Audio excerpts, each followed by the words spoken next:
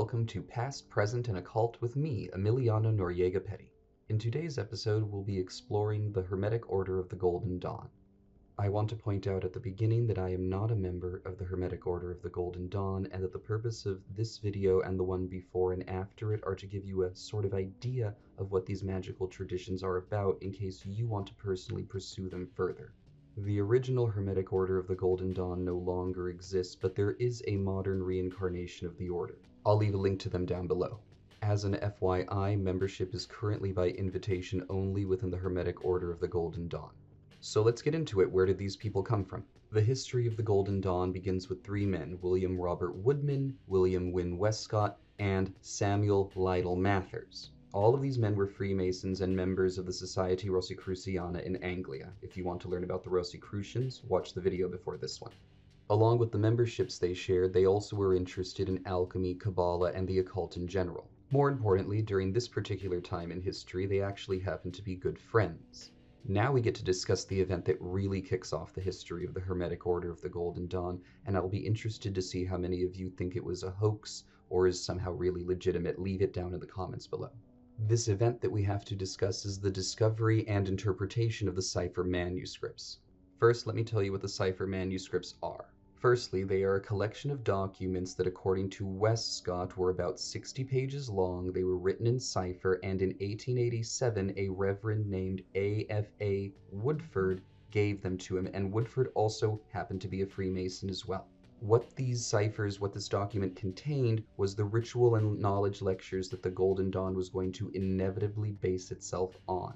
They were able to decipher the manuscripts using a book called Polygraphia written by Abbot Johann Trithemius. You might be wondering why they chose this book. Was it somehow indicated that they should in the cipher? Well, I can't tell you that, but I can tell you what the book was, and the book was on cryptography, which is the science of decoding hidden messages. It was an extremely popular book during this time, and it was both used by people who wanted to encode something and somebody who was looking to decode. So their choice makes sense for the time. It was definitely the book any learned man would have turned to if he was looking to break a hidden code. Now, according to the history of the Golden Dawn, the cipher simply contained a series of outlines for degrees in occult knowledge, and Westcott actually had to fill out the outline further into a working ritual system. After finishing the rituals going from neophyte to philosophus, Westcott asked Mathers and Woodman to join him as chiefs of the new order. Now, if you're wondering where the manuscripts really came from, the Reverend Woodford who gave them up ultimately just said that they came from a dealer in curios, so that means he got them from an antique shop or an antique dealer, and who knows where that came from. This has of course led to a number of speculations as to the actual origins of the Cypher Manuscripts, ranging from a claim that the author of Zanoni, A Strange Story, Lord Edward Bulwen Lytton, wrote it. There's also the claim that Frederick Hockley, who was a Rosicrucian seer, may have been the writer, but there is no proof for either of these. But there is a theory that even the Rosicrucians think has a certain amount of truth behind it. Let me now quote them.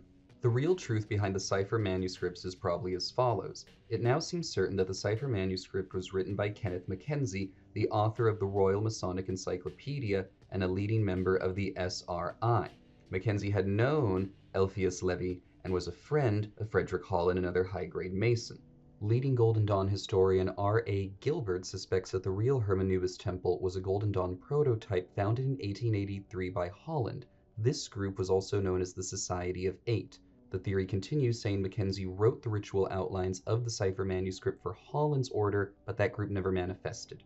This theory then simply ends by stating that Westcott acquires the papers after Mackenzie's death. Now, the person who's really taking the reins at this point in the order's history is Westcott, and Westcott's a really big Freemason, and one of the things that he is going to fixate on is the need for a pedigree for the order. That means that he feels that it's important to show that this wasn't invented, but that in fact the Golden Dawn is a continuation of a real occult tradition. As such, the following events occur, and even the Golden Dawn admits that this is probably what happened. In, let's call it a worry or panic to develop this pedigree, Westcott creates another page of the cipher and inserts it into the manuscript. Now, a good question to ask here is, why did he worry so much about it as to fabricate the new page? Well, it's because at this point in history, pedigree matters to the Masons, to the Rosicrucians, to everybody. They want to believe they're joining an ancient secret society, not something that just came out of somebody's head. As such, the letter contained the following things. It claimed to contain the credentials and address of a particular person, Fraulein Sprengel, or Sprengel. Her magical name was Sor Sapiens Dominabitur Astris, because, if you're into magic, you want to have one of those cool names. Now, as far as every historian and legitimate occultist is concerned, this woman never actually existed, but here's what he did with the story. He claimed that using the address that he was able to get in contact with her, and by a series of letters, she made Westcott the leader of the temple that was going to be established in the United Kingdom. Westcott was able to accomplish this in the year 1888 by producing a charter for the Isis Urania Temple, which he gave the number 3 to. This again may have been to give it more credence so that it appeared that it wasn't the first temple, it was in fact the continuation of another temple. And with that, Westcott had his order. Now all he had to do was begin filling out the rituals and teaching. Oh, and in case you're wondering how nobody kept asking him questions about the woman from Germany, he conveniently kills her off a year or two later. During the early years of the Golden Dawn, basically from 1888 to around 1891, it was mostly a school that taught theory like Kabbalah, astrology, alchemy, geomancy, tarot, various other symbolic systems, but did not, according to all evidence that we can find, teach any other magic other than the lesser banishing ritual of the pentagram. However, it wasn't unsuccessful during this time, and its membership grew to about 80 to 100 members by the year that it finally decided to become serious in terms of its occultism and developing its second order. Now, what is the second order? So, the Golden Dawn breaks itself up into various groups within itself. The first one, the Outer Order, is actually the Golden Dawn, and then the second order is their Rose Cross equivalent. It'll be after the year 1891 when Mathers will have finally written a ritual for the Adeptus Minor degree, which is the first grade of the Inner Order, that the Rose Cross Order finally opens and that they begin to have a second order and people begin initiating themselves into this higher system within the Golden Dawn. Now, this second order, or the Rose Cross part of the Golden Dawn, really made up the fundamental part of it at this time in history. The entire goal of getting initiated into the Outer Order was to inevitably make your way into the Inner Order, and if you're wondering what the ritual was, I'll give you a little hint. It was based on the discovery of the tomb of Christian Rosicrucians, and it's supposed to be remarkably beautiful. In short, the tomb is supposedly the same as the Vault of the Adepts, and that's where somebody really gets initiated into the true mysteries of the universe, the world, and magic. Again, at least according to this particular magical system. This particular period in their history truly was the golden age of the Golden Dawn, and they were doing everything that they wanted to. They were having examinations for degrees, they were teaching people the higher secrets that they sought to expand throughout the world, and they were doing exactly what they had come into Earth to do. Unfortunately, this was not meant to last for whatever reason, and it begins to fall apart in the year 1895. So, something that will become the theme if you study occultists, there's a particular type of occultist, and it's the one with a lot of creativity and imagination, but absolutely no real money. And the Golden Dawn had, as one of its founding 3 members, one of these people, and that was Mathers.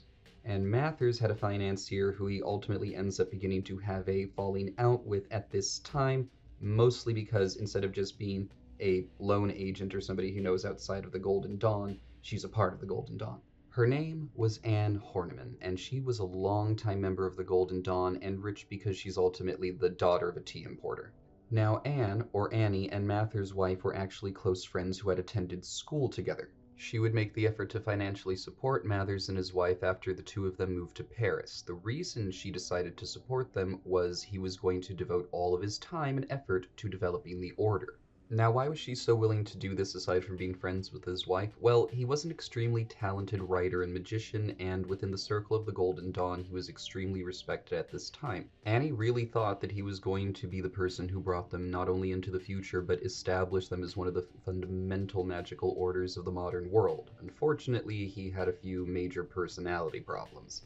The biggest issue that he had was not really how eccentric he was, it was more the fact that when he was in charge of something, he seemed to need to be absolutely in control of the entire thing in a very autocratic way. Now you might be saying, I thought that's what they wanted, considering that they created an order based off Rosicrucianism and Freemasonry, in which case they're obviously going for just one guy in charge. Well, yes and no. He just had a way of being extremely off-putting to people and extremely arrogant. Ultimately, the breakdown between these two people came from the fact that Mathers began to devote himself a lot more to politics within the city of Paris as opposed to the Order of the Golden Dawn, and Annie began to bring him to task about this. So in 1896, they had a disagreement about this particular political interest of his, and he accused her of trying to weaken his authority, so she just took all the money away from him because he seemed to forget that she could do that if he complained. Also, to be fair, it was the entire agreement behind why he was being given money by her in the first place. She wasn't being unreasonable here, it was what they had said yes to.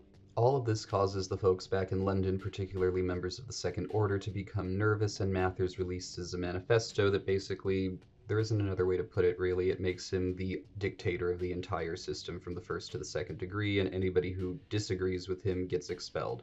Everybody does acquiesce to this manifesto except Annie, so he expels her from the order, which again panics everybody within it.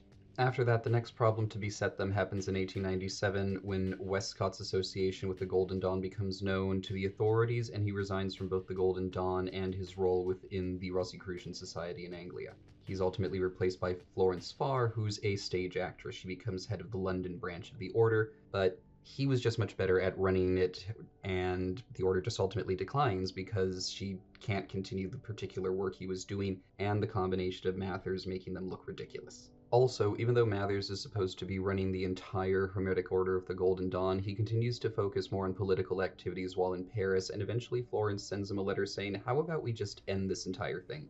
By that she didn't mean their association with him, she meant the entire Hermetic Order of the Golden Dawn. She went, it looks like this is going nowhere, let's just dissolve it. Being not only arrogant, but I suppose rather paranoid, Mathers decided that she was actually trying to secretly get rid of it to bring Westcott back somehow, and because of that, he decided to be a wonderful man and decided to tell everybody that Fraulein Sprengel didn't exist, that Westcott had invented her, and that entire part of their history was a lie, which shows just how incredibly childish and immature he was and how utterly devoted to himself and not the order he was. Now, for better or worse, Westcott did not defend or explain his actions that Mathers had just outed. The reason for this was after leaving the order, he had to really keep to himself and not associate with them. You might be asking why he was so incredibly influential in creating them. Why did he pull away so suddenly just because the public became aware of his involvement in the Hermetic Order of the Golden Dawn and the Rosicrucian Society? Well, to put it quite simply, it was snobby English society that decided to have a massive problem with it, in particular because he was a crown coroner. Having such a prestigious and high-ranking job, he just couldn't be involved with something like that. The final nail in the coffin, at least according to members of the Golden Dawn, was the fact that at this exact time in history, Aleister Crowley also becomes a member who is eligible for the Second Order. I will go into more detail on him in the next episode on the OTO, but to put it simply, he was quite disliked by everybody who had the authority to either let him into the Second Order or not, and they decide not to, particularly Florence Farr. So what did Crowley do? Well, in typical fashion, he decided not to take no for an answer, went to Paris, and found Mathers. Mathers sort of saw Crowley as the perfect opportunity because he was really disliking how Florence was running things, and he was going to use Crowley against them by first initiating him into all of the degrees in the Second Order, and then sending him back with this particular task. But first, he did one thing. He completely dissolved the authority of the Second Order's Council over in London, at least that's what he said he did, and then he sent Crowley to take command of their headquarters, their ritual equipment, their books. Basically, he sent him there as his representative to enforce his will. Now, the reason this was somewhat pointless is after he initiated Crowley, the London Order just expelled Mathers and Crowley completely, and which are both not part of the Golden Dawn anymore. So when Crowley showed up and walked into the room, he was luckily met by, of all people, William Butler Yeats, the wonderful Irish poet, who was not going to put up with any of Crowley's stuff. And in a somewhat cringeworthy moment, as Crowley's walking up the stairs and Yeats is at the top of it, they're yelling magical incantations at each other and drawing sigils in the air with their hands, and all of that really does nothing, but Crowley eventually comes to the top of the stairs close enough to Yeats, and he's had enough with it, so he just kicks Crowley down the flight of stairs. This will ultimately end Crowley and Mathers' involvement with the Hermetic Order of the Golden Dawn, and is a somewhat hilarious part of occult history, in my opinion. After this, and for various other reasons relating to small rivalries and infighting, and the fact that the Order created a sort of inner group within the inner group, it just really fell apart. William Yeats would remain in charge until 1901, but after that he resigned because he realized that it was going nowhere fast, and the Hermetic Order of the Golden Dawn, basically a few years later, will peter out into disgrace and completely disappear. But don't worry, its teachings will be preserved before it disappears through the following manner. So as they're dissolving and as the infighting is continued, Mathers hasn't completely given up and he's still sort of trying to run his own Golden Dawn over in France. So you've got all of these multiple traditions going on, but luckily in 1930, the man that we need to show up shows up, and that's Israel Regardie. Now, he doesn't join the two orders I've mentioned so far. He specifically joins one called Stella Matutina. This order has its own particular history, but basically it's one of these offshoots, and I'll go into it in a separate video if you want. This is where Brother Regardie will ultimately gain enough information, knowledge, and wisdom to be initiated as an adept within this tradition, but unfortunately Stella was dying. The repeated scandals and association with Aleister Crowley, along with a number of other tabloid-heavy problems that the Order of the Golden Dawn and its offshoots continue to have, basically meant it was done. However, he did something that was extremely important for its continuance, and what he did was he wrote a compilation that contained all of the secrets and knowledge of the Hermetic Order of the Golden Dawn. Now, there certainly may have been some members at the time who were furious with him that he released all of these secrets. However, the modern Order of the Golden Dawn only exists due to the book that he wrote. As such, all current traditions that try to follow the Golden Dawn path see him as the great savior of the magical system. So for the next couple of years, until the year 1970, the Golden Dawn will do its best to try to survive, but temples will close over the years, members will continue to disaffiliate, and finally there shall be no more of the original Order of the Golden Dawn or a single one of its offshoots. All of this will change in the year 1977, and this brings us to the current incarnation of the Hermetic Order of the Golden Dawn, and two people are heavily responsible for us having it today. The two people responsible are now actually a married couple. They are Schick Cicero and his wife Tabitha Cicero. Both of them had the honor of meeting, working with, and studying under Regardie, so that's one of the reasons that they're so skilled and in love with his work. Another thing that I want to point out is that Mr. Cicero was actually a close friend of Regardie. Tabitha Cicero, some of you might know if you've ever looked at the paintings that make up the Golden Dawn's tarot. She's the one who worked very hard to create them. If you want to learn more about them, you can, but let me just sort of fill in what the Order's been doing since it was officially reestablished by Schick Cicero in 1977. In short, they've been busy. They've been initiating, they have been moving across the country and the world, and they are doing a really fine job of making sure that the same infighting that tore the Order apart beforehand isn't really prevalent again. One of the ways they've done this is by making their joining method a little bit more restrictive in the sense that it now requires a set of meetings and it requires a particular invitation by a member who's obviously in good standing. However, none of those are negatives and are probably helping the Order survive. Like any modern magical and occult group, they teach alchemy, Kabbalah, and various other things to their outer order initiates, and then deeper secrets to their second order. Now you might be wondering, well, if I'm supposed to know somebody who's in it, how do I join? They have a number of public events, or they have events in which the public can meet them. You can find a calendar of events on their website if you would like to, or you can just send them an email and tell them that you're interested. They're not standoffish people, they've just learned from the mistakes of the orders of the past. So what are they actually offering you and what are they trying to do? Well, what they're trying to do is become enlightened within the Western Hermetic system. This means they're attempting to have a mystical union with the divine or an alchemical marriage of their soul with the infinite. That's one of the many terms of phrase that they might use, and it's what they're trying to achieve. Another way of thinking of it is that they're trying to understand the ultimate truth of reality, and they're doing that through a particular system that teaches magic, and if you don't know what that is, here it is. It is a system of ritualized ceremonies that are meant to help you get into contact with either your true self or the ultimate divine source, depending on the tradition and the vocabulary that they're using. The Golden Dawn system of initiation is based on the Tree of Life. They have 3 degrees and 3 orders. These things don't exactly overlap, and if you want to learn more about them, I'll leave the link to their exact description of how they break this all down below. But in short, they have a structure that helps you slowly understand not only yourself and the universe, but everything if you do it correctly.